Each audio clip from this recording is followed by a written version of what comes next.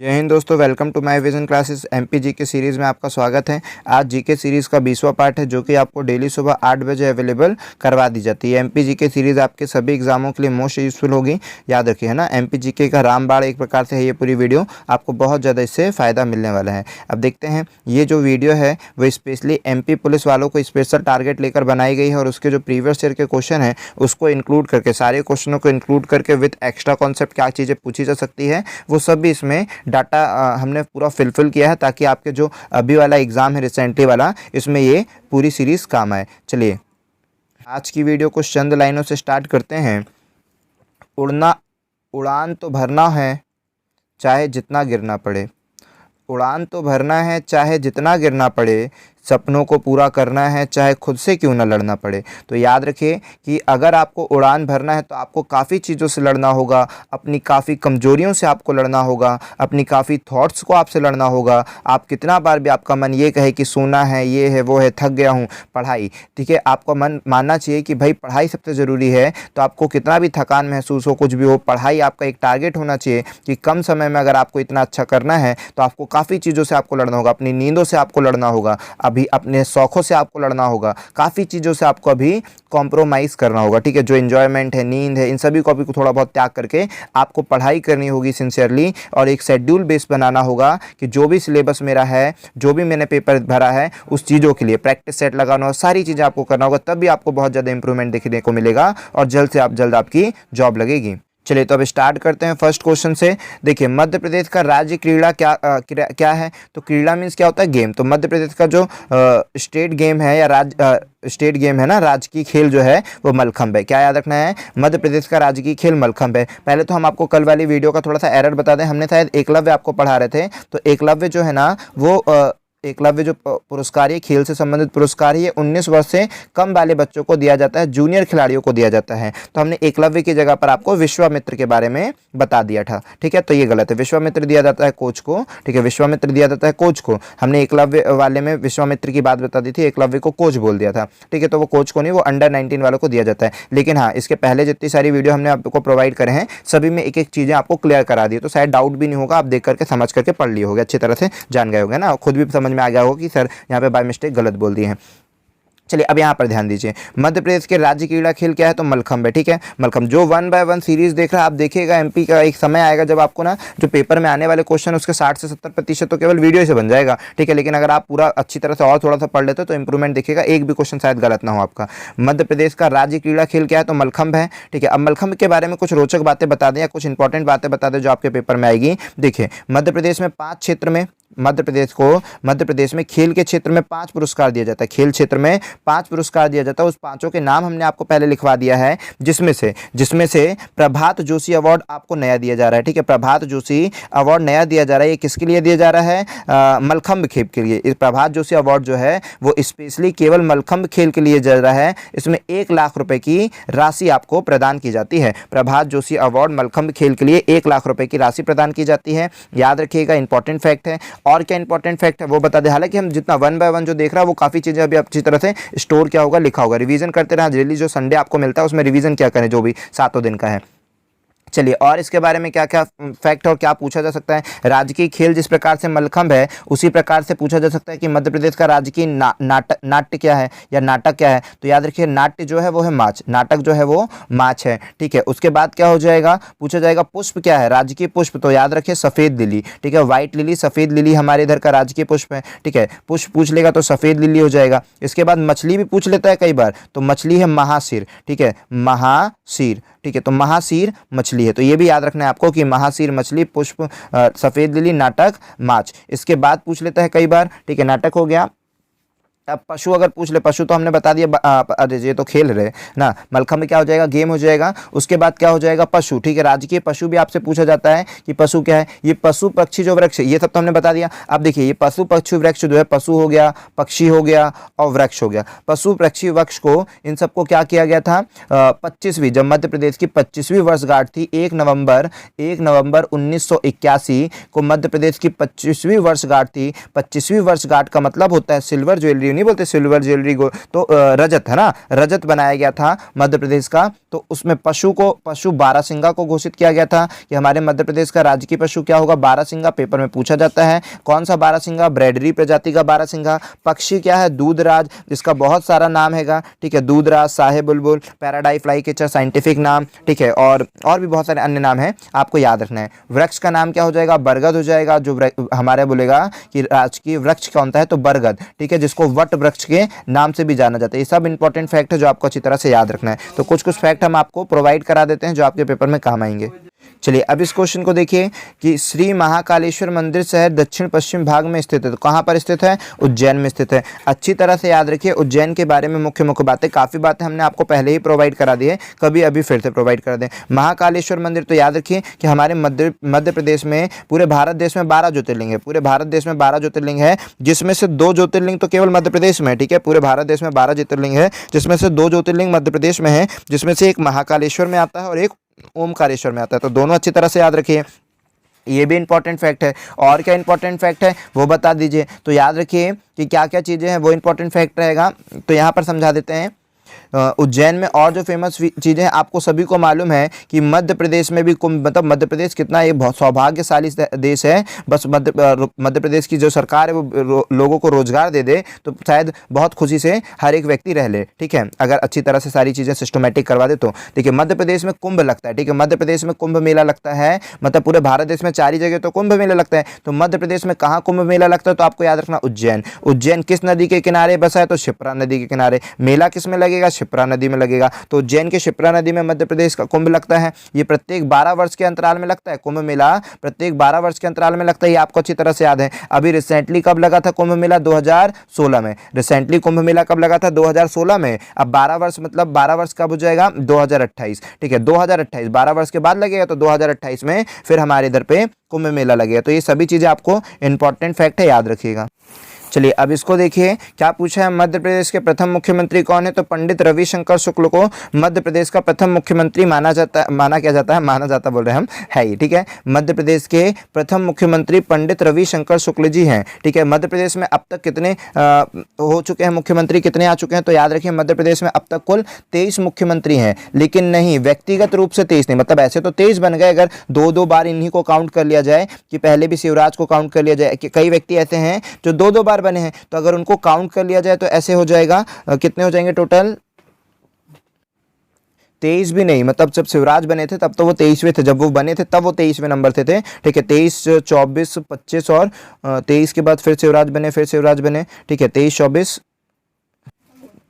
कितना हो जाएगा आपका, 23 तो वो हो गया जब वो बने थे, फिर 24वें, मतलब 3 बार तो वो बने सीक्वेंस से, ठीक है। तो 23वें, 24वें, 25वें, फिर आगे कमलनाथ जी, है ना, फिर क्या हो जाएगा 25, 26 और फिर अभी जो रिसेंटली बचे फिर 27। मतलब ऐसे अगर देखा जाए तो 27वां नंबर हो जाएगा, ठीक है। शिवराज सिंह चौहान जी का 27वां नंबर होगा। लेकिन नहीं, ये वाला तो इंपॉर्टेंट नहीं होता, क्योंकि ये वाला आपसे नहीं पूछा जाता है, व्यक्तिगत रूप से आपसे पूछा जाता है कि व्यक्तिगत रूप से कौन से नंबर पे हैं। तो याद रखिएगा शिवराज सिंह जो चौहान जी हैं वो व्यक्तिगत रूप से कौन से नंबर के सीएम हैंगे, 18वें नंबर के सीएम है, ठीक है। व्यक्तिगत रूप से 18वें। तो अगर पूछ लिया जाएगा कि मध्य प्रदेश में कुल कितने सीएम बन चुके हैं, तो टोटल 18 सीएम बन गए व्यक्तिगत रूप। आखिर हम ये व्यक्तिगत रूप से क्या पूछ रहे हैं ना, 2022 तक, जो अभी रिसेंटली तक है, ठीक है, क्या हो जाएगा, तो व्यक्तिगत रूप से टोटल 18 व्यक्ति सीएम बन चुके हैं। व्यक्तिगत रूप इट मीन्स हम क्या बोलना चाह रहे हैं आपसे, ये बताना चाह रहे हैं कि देखिए मान लीजिए पहले पंडित रविशंकर शुक्ल बने, फिर उसके बाद बने थे मंडलोई जी बने थे, फिर कैलाशनाथ काटू जी बने, ऐसे करते करते बनते गए, ठीक है। तो एक बार मान लीजिए कि इसके बीच कौन आ जाएंगे, श्यामाचरण शुक्ल आ जाएंगे,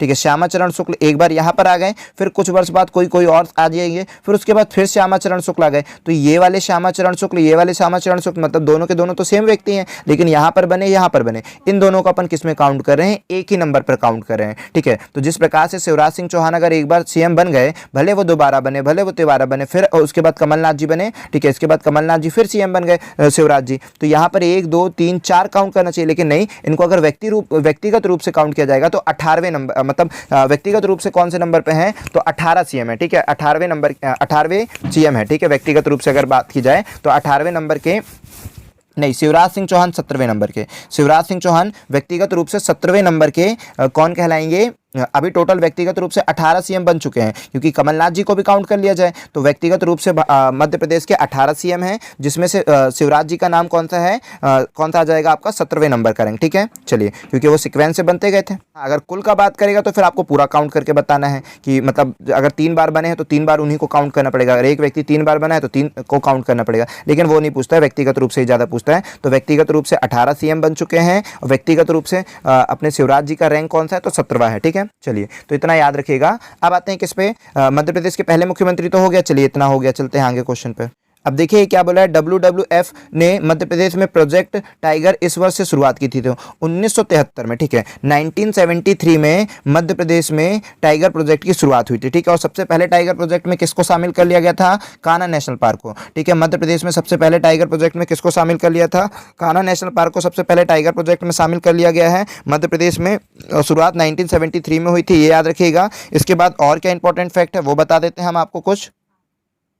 और क्या याद रखना है कि कान्हा नेशनल पार्क को कब सम्मिलित किया गया है, नेशनल पार्क को, तो 1974 में। ठीक है, 1973 में चालू हुआ था मध्य प्रदेश में, लेकिन 1974 में कान्हा को सम्मिलित किया गया था। तो 1974 में कान्हा नेशनल पार्क को सम्मिलित कर लिया गया था टाइगर प्रोजेक्ट में।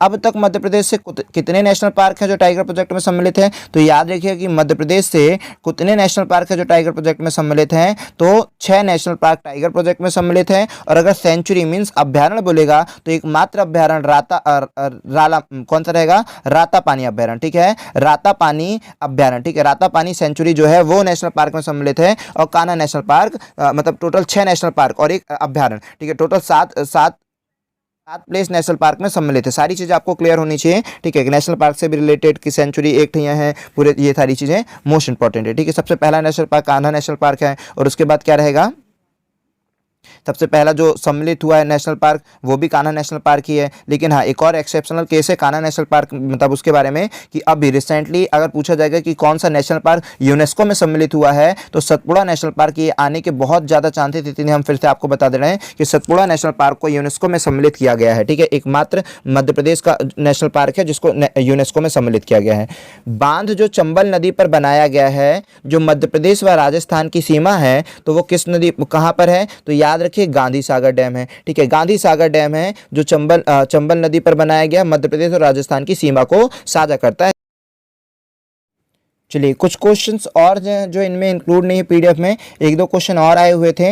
आया हुआ था गंगा संरक्षण मंत्री। ठीक है, उस समय गंगा संरक्षण जो मंत्री थी, गंगा संरक्षण मंत्री कौन है, तो उस समय जो गंगा संरक्षण मंत्री थी वो उमा भारती थी। उमा भारती के बारे में मुख्य बात है अभी हम आपको बताते हैं, लेकिन ये उस समय की गंगा संरक्षण मंत्री। मान लीजिए अभी का पूछ लिया जाएगा तो आपको अभी का याद रखना है, गजेंद्र सिंह शेखावत। ठीक है, अभी के कौन है, गजेंद्र सिंह शेखावत। ठीक है, अभी के जो मंत्री हैं गंगा संरक्षण मंत्री गजेंद्र सिंह शेखावत हैं अभी के मंत्री। ये आपको अच्छी तरह से याद रख लेना है। ये तो आपको याद हो गया कि गंगा संरक्षण मंत्री उस समय उमा भारती थी, लेकिन अगर अभी का पूछ लेगा तो गजेंद्र सिंह शेखावत अभी के केंद्रीय मंत्री हो जाएंगे। ठीक है, इसके बाद क्या मुख्य बातें हैं वो आपको उमा भारती के बारे में बता देते हैं कि उमा भारती मध्य प्रदेश की पहली महिला मुख्यमंत्री। ठीक है, फर्स्ट फीमेल सीएम है। ठीक है, पहली महिला मुख्यमंत्री है उमा भारती। आपको ये याद रखना है कि पहली महिला मुख्यमंत्री है उमा भारती। और उमा भारती के बारे में मुख्य बातें क्या याद रखना है कि उमा भारती मध्य प्रदेश से कहाँ से बिलोंग करती हैं, तो मध्य प्रदेश के टीकमगढ़ से बिलोंग करती हैं। ठीक है, ये बहुत सारी जगह मतलब बहुत सारा इनका कार्यकाल रहा,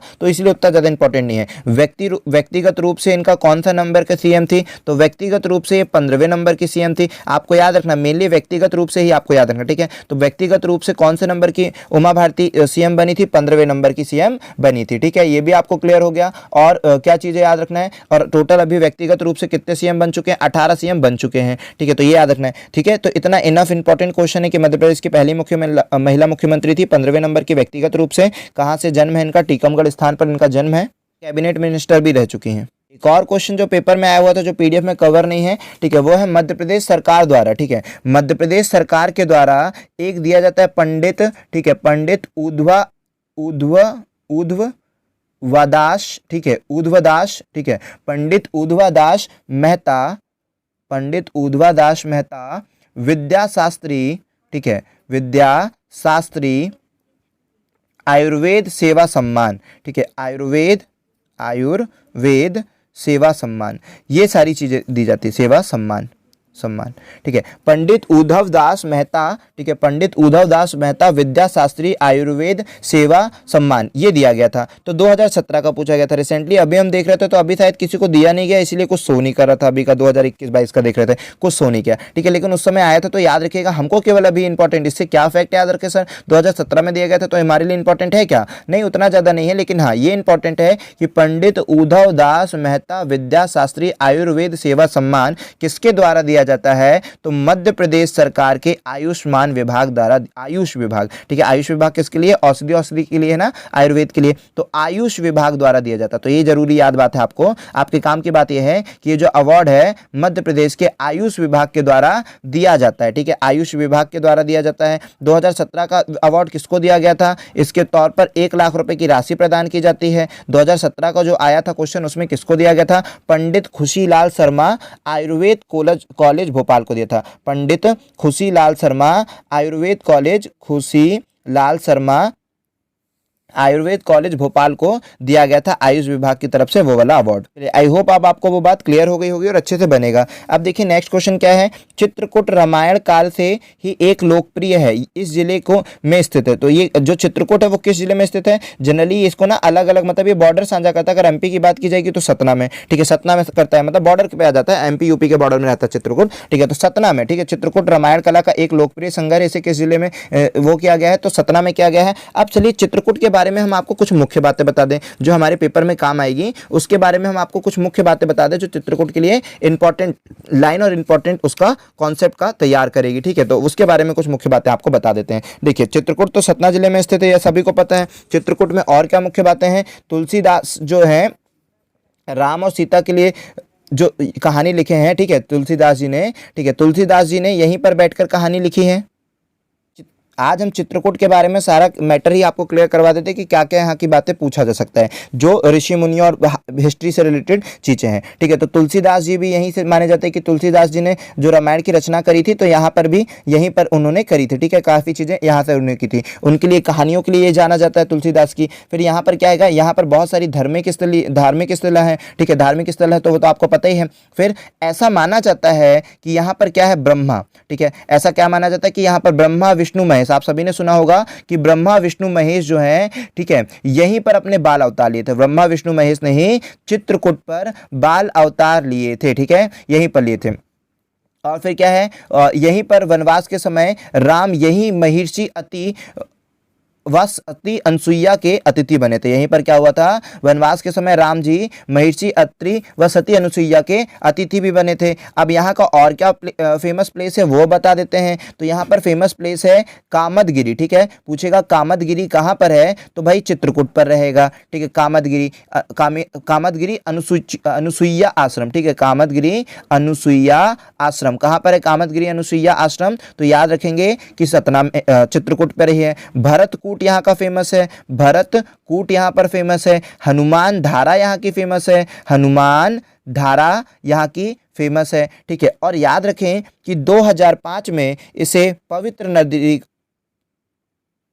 2005 में से क्या किया गया था, पवित्र नगरी का दर्जा दिया गया था। अब मोस्ट इंपॉर्टेंट बात हम आपको बता रहे हैं, ये तो हो गया पवित्र नगरी का इसे दर्जा दिया गया था। आखिर पवित्र नगरी, सर आप इतनी पूरी वीडियो हम देख रहे हैं 1 बाय 1, हमने देखा पवित्र नगरी किसको इसको कर रहे हो, तो हम आपको बता दें कि मध्य प्रदेश में अब तक कुल 17 पवित्र नगरी घोषित की गई है। ठीक है, मध्य प्रदेश में अब तक कितनी, कुल 17 पवित्र नगरी घोषित की गई है, जिसमें से चित्रकूट का भी एक रैंक है। तो ये मोस्ट इंपॉर्टेंट बात हमने एक्स्ट्रा फैक्ट हमने कहा है कि एक्स्ट्रा फैक्ट आपके बहुत काम आने वाला है। उसी तरह से हमने आपको ये एक्स्ट्रा फैक्ट बता दिया कि मध्य प्रदेश में टोटल 17 पवित्र नगरी मानी गई है। ठीक है, 17 पवित्र नगरी, मतलब 17 नगरियों को पवित्र नगरी का, तो उसमें चित्रकूट को भी पवित्र नगरी का दर्जा दिया गया है 2005 में। ठीक है, तो अच्छी तरह से याद रखेंगे। होप कि आपको क्लियर हो गया होगा कि मध्य प्रदेश में अब तक टोटल 17 पवित्र नगरी है। खजुराहो शासकों की राजधानी थी, चंदेल वंश की। ठीक है, चंदेल शासकों की राजधानी थी खजुराहो। इसके बारे में बहुत इंपॉर्टेंट फैक्ट बता चुके हैं। असीरगढ़ का किला कहाँ पर है, ये हमने आपको बता दिया, बुरहानपुर में है।